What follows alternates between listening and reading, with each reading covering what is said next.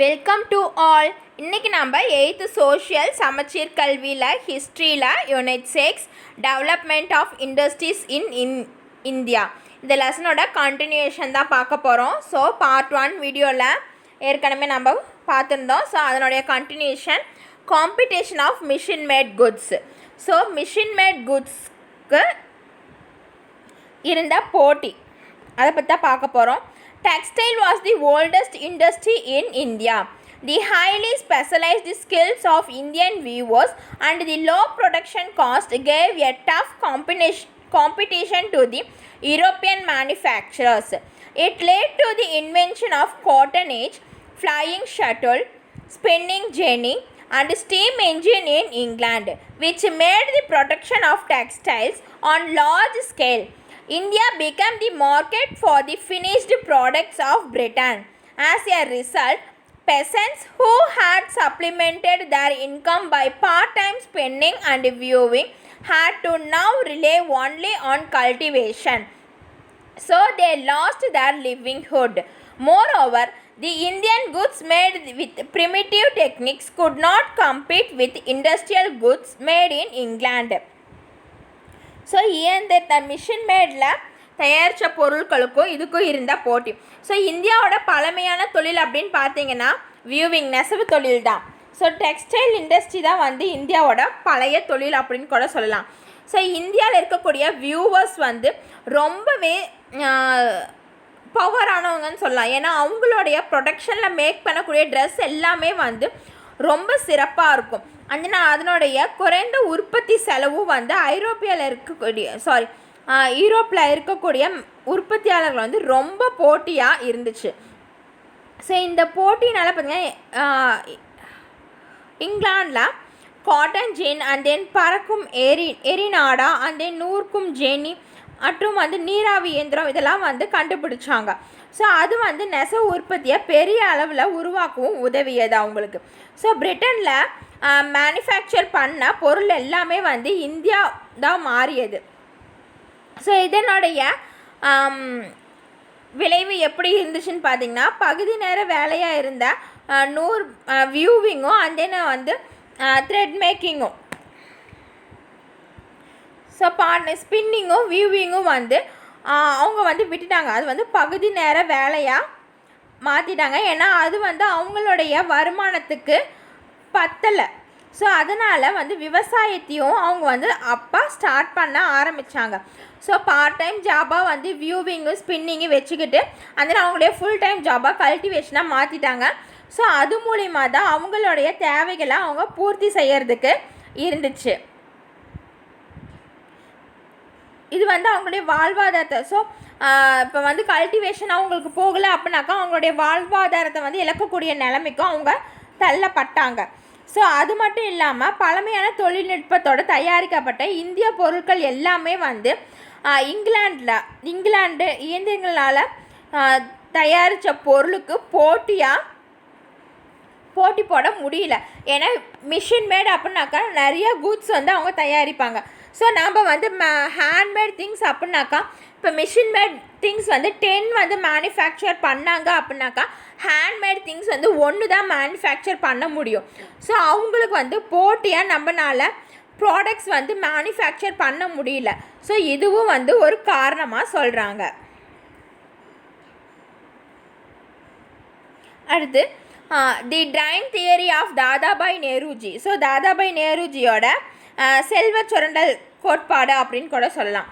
Dadabhai Naoroji was the first to acknowledge that the poverty of the Indian people was due to the British exploitation of India's resource and the drain of India's wealth to Britain.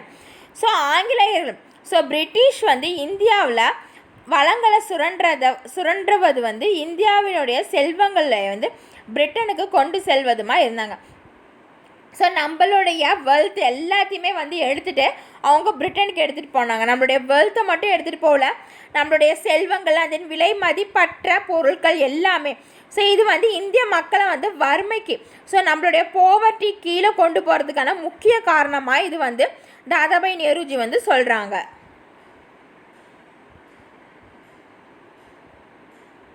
So இது வந்து trading route. So இந்தியாவில் இருந்து London அவங்க போகக்கூடிய trading root ரெண்டுமே.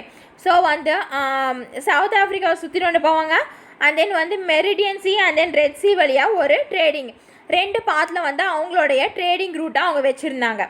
Trading policy of the British. So பிரிட்டிஷோட வர்த்தக கொள்ளை அப்படின்னு கூட சொல்லலாம், கொள்கை. All the policies implemented by the British government in India had a deep impact on India's indigenous industries. Free trade policy followed by the East India Company compelled the Indian traders to sell their goods below the market price. This forced many craftsmen to abandon their ancestral handicraft talents. East India Company's aim was to buy the maximum quantity of Indian manufactured goods at the cheapest price and sell them to the other European countries for a huge profit. This affected the traditional Indian industry. The British followed the policy of protective tariffs that was much against the trading interest of India. Heavy duties were charged on Indian goods in Britain, but at the same time, the English goods entering India were charged only nominal duties. So இந்தியாவில் பார்த்திங்கன்னா British அரசாங்கத்தால் செய்யப்பட்ட அனைத்து கொள்கைகளும் வந்து இந்திய உள்நாட்டு தொழிலுக்கு ரொம்பவே ஒரு பாதிப்பை ஏற்படுத்துச்சு அப்படின்னு சொல்லலாம். ஸோ ஈஸ்ட் இந்தியா கம்பெனி வந்து அவங்க ஃபாலோ பண்ண தடையில்லா வணிக கொள்கை அப்படின்ற ஒரு இது வந்து இதில் வந்து பெரிய இம்பேக்டை கொடுத்துச்சு.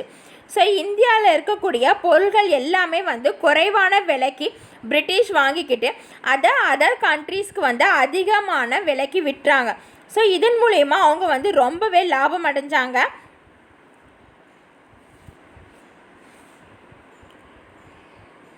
அதே மாதிரி கைவினை கலைஞர்கள் அவங்க வந்து அவங்களுடைய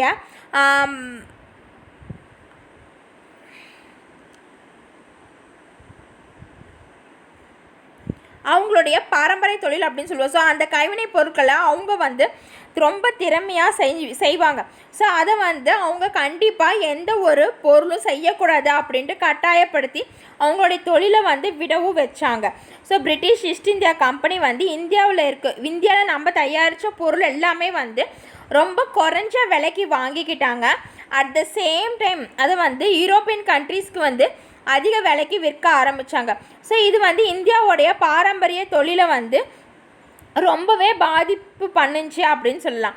அதே மாதிரி இந்தியாவில் வந்து எந்த ஒரு பொருள் வந்து மேனுஃபேக்சர் பண்ணாலும் அதை வெளிநாட்டில் விற்கிறப்ப அதுக்கான சார்ஜஸ் பார்த்திங்கன்னா ரொம்பவே அதிகமாக இருக்கும். டியூட்டிஸ் வரி வந்து ரொம்பவே அதிகமாக இருக்கும். அட் த சேம் டைம் வந்து இங்கிலீஷ் குட்ஸ் எல்லாம் பார்த்திங்கன்னா இந்தியாவில் வந்து சாதாரண வரியோடு தான் வந்து விற்றாங்க. ஸோ இதுவும் வந்து இந்தியாவோட தொழில் வளர்ச்சி குறைஞ்சதுக்கு ஒரு முக்கிய காரணமாக சொல்கிறாங்க.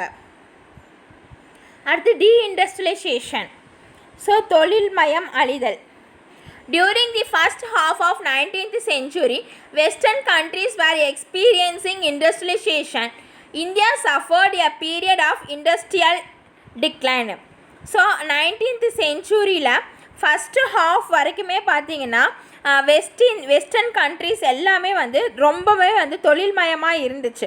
ஸோ அந்த டைமில் தான் வந்து இந்தியாவுடைய தொழில்துறை வந்து ரொம்ப வந்து வீழ்ச்சியை சந்திச்சிச்சு அப்படின்னு நம்ம சொல்லலாம். The process of disruption of traditional Indian craft and decline in national income has been referred to as and deindustrialisation. So இந்தியாவுடைய பாரம்பரிய கைவினை தொழிலுக்கு ரொம்பவே டிஸ்டர்பன்ஸாக இருந்ததும் அது செயல்பட்டதும் அண்ட் தென் நம்மளுடைய நேஷ்னல் இன்கம்மை வந்து வீழ்ச்சி அடையிறதுக்கு காரணமாக இருந்ததும் ஸோ குறிப்பிடத்தக்க ஒன்றா இருந்துச்சு இண்டஸ்ட்ரியல் தொழில்துறை வந்து முடங்கியதுக்கு.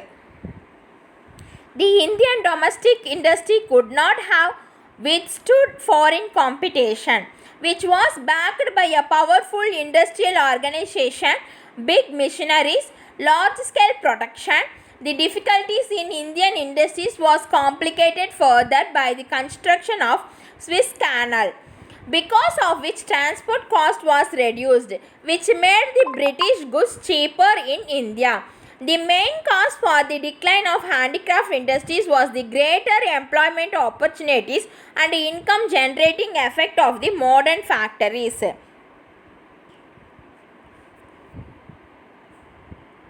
ஸோ ஒரு சக்தி வாய்ந்த தொழில்துறையை அமைக்கிறதுக்கும் மிகப்பெரிய இயந்திரங்களும் அண்ட் தென் அதை பெரிய அளவிலான உற்பத்தியும் ரொம்பவே வந்து முக்கியமாக இருக்கணும். ஸோ அதை வந்து ஒரு பேக் போனாக இருந்துச்சு அதர் கண்ட்ரீஸ்க்கு. ஸோ மற்ற கண்ட்ரி தொழில்களோட இந்தியா வந்து போட்டி போடுறது ரொம்ப கஷ்டமாக இருந்துச்சு. ஏன்னா இங்கே வந்து பெரிய அளவில் மிஷினரிஸ் கிடையாது அண்ட் தென் வந்து ப்ரொடக்ஷனும் வந்து ரொம்ப கம்மியாக தான் இருந்துச்சு. ஸோ மற்ற கண்ட்ரீஸ்லாம் வந்து மிஷினரிஸை வச்சு ப்ரொடக்ஷன் வந்து இன்க்ரீஸ் பண்ணாங்க. இது வந்து ஒரு காரணமாக சொல்கிறாங்க. அதே மாதிரி ஸ்விஸ் கேனல் வந்து கன்ஸ்ட்ரக்ட் பண்ணி முடித்ததுக்கப்புறம் இந்தியாவுடைய தொழில்துறை வந்து மேலுமே வந்து ரொம்ப பாதிப்படைஞ்சிச்சு அப்படின்னு சொல்கிறாங்க.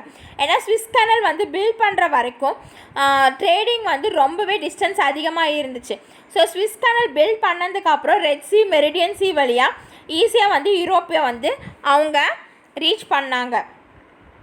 அதனாலேயும் வந்து செலவு வந்து அவங்களுக்கு குறைஞ்சிச்சு. அண்ட் தென் மாடர்ன் மிஷினரிஸோட மாடர்ன் இண்டஸ்ட்ரியலைசேஷன் அது மூலிமா வந்து ஸோ மாடர்ன் இண்டஸ்ட்ரீஸில் வந்து வேலைவாய்ப்பு வந்து ரொம்ப அதிகமாக இருந்தனால கைவினை தொழில் வந்து ரொம்பவே வந்து வீழ்ச்சி அடைஞ்சிருச்சு அப்படின்னு சொல்லலாம். அண்ட் தென் அடுத்த வீடியோவில் வந்து பிகினிங் ஆஃப் மாடர்ன் இண்டஸ்ட்ரீஸ் அதை பற்றி பார்க்கலாம். ஸோ இது வரைக்கும் உங்களுக்கு புரிஞ்சிருக்கும்னு நினைக்கிறேன். தேங்க்யூ ஃபார் வாட்சிங்.